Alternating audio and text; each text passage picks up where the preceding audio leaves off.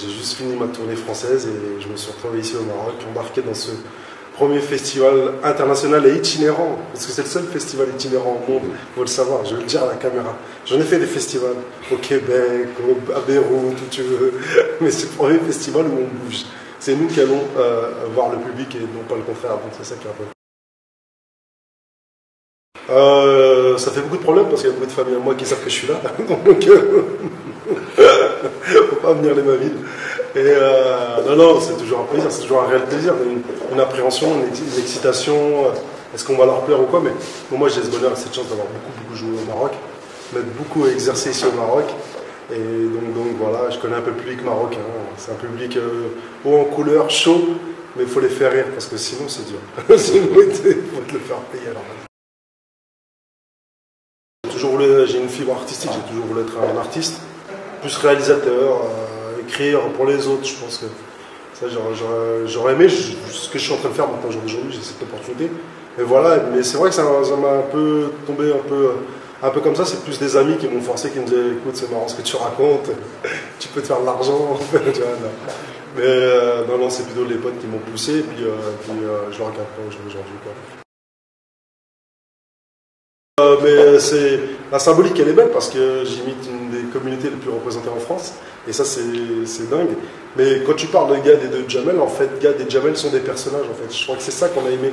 On a beaucoup parlé avec Jamel, on se disait parce que ça a été un phénomène, un vrai phénomène. Il faut savoir, en toute humilité je le dis. Beaucoup travaillé, j'avais beaucoup sué pour arriver là, mais j'ai fait un personnage qui a dépassé les frontières. Aujourd'hui je fais de grandes salles, des zéniths, donc c'est extraordinaire ce qui m'arrive. Mais Jamel avait eu cette phrase, il me dit tous les grands humoristes, tous les grands artistes se sont créés grâce à un personnage. Gad est arrivé avec Abdelzak ou Chouchou, et donc ça a marqué les gens. Il l'appelait pas au début Gad, il disait Chouchou, le mec qui fait Abdelzak, et c'est pareil un peu pour moi, toujours en étant humble. Et donc voilà quoi. Et Jamel c'est pareil, c'est le mec qui mélangeait les mots, un peu racaille, un peu machin, un peu speed, et donc il avait une nouvelle façon de parler, une façon de dire les choses. Et donc d'un coup les gens se sont appropriés parce que je pense que aussi bien au Maroc qu'en France, on est d'une culture du sketch, des personnages, on aime beaucoup, qu'il n'y a qu'à voir la télé marocaine. Ils sont tous grimés, on adore, moi je suis ami et j'ai travaillé et collaboré avec Hassan El Fed, quand j'ai vu Couple, quand je l'ai vu en personnage, c'est extraordinaire. Donc tout de suite il nous marque, il touche tout de suite le cœur et je pense que c'est ça. On est moins américain, moi je vais par exemple jouer aux États-Unis, là-bas c'est très stand-up, micro-main, mais voilà c'est un autre style, c'est autre chose, mais c'est pas dans notre culture, je pense. C'est ce qu'on se disait avec Jamel Maroc. La portugaise, elle me suit. Tu sais, je remplis les salles. Et vraiment, alhamdoulilah, j'ai tellement galéré. J'ai joué dans des salles où il y avait 2 personnes.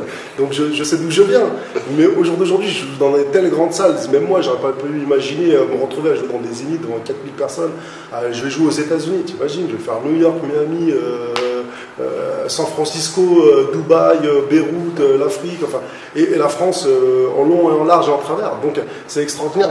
Mais moi, ce qui me plaît, c'est que les gens viennent voir le portugais. Bien sûr, c'est la grosse locomotive. Il faut toujours une locomotive. C'est comme un album de musique. Si tu n'as pas un hit, je ne vais pas l'acheter ton album. Tu vois, donc moi, j'ai cette locomotive. Et ce qui est formidable, c'est que les gens ils ressortent et ils disent mais en fait, il n'y a pas que le portugais. Il y a le personnage sud-américain, il y a ta mère qui est excentrique, et j'ai ma grand-mère qui est complètement folle. J'ai des personnages en couleur, vraiment. Et le portugais, je le pousse encore plus loin parce que le sketch est tellement fort que tu es obligé de faire encore plus fort. Ça m'a obligé d'upgrader encore plus fort. Donc c'est ça, donc c'est toujours ce que je disais au début de cette interview. J'ai continué à travailler, à surprendre et à me surprendre moi-même. Et donc voilà quoi. Et sur ça, je vais essayer de surprendre les Marocains parce que comme j'ai joué plusieurs fois au Maroc et j'ai créé un spectacle pour le Maroc, en Darija, j'espère que le public marocain répondra présent et que je serai en forme et qu'on va s'amuser. Et surtout, moi, ce que je souhaite, c'est que ce festival-là, dans 10 ans, ça soit l'un des plus gros festivals ici au Maroc, premier festival itinérant. Et donc voilà, une longue vie au MRE et à tous les autres Marocains, tous les artistes. Si vous avez l'occasion de voir cette interview, je vous invite à écrire, à peaufiner vos sketchs, à travailler encore plus fort et plus dur. Et un jour, Inch'Allah, vous serez là à votre place à jouer dans ce beau festival qu'est le MRE. Voilà.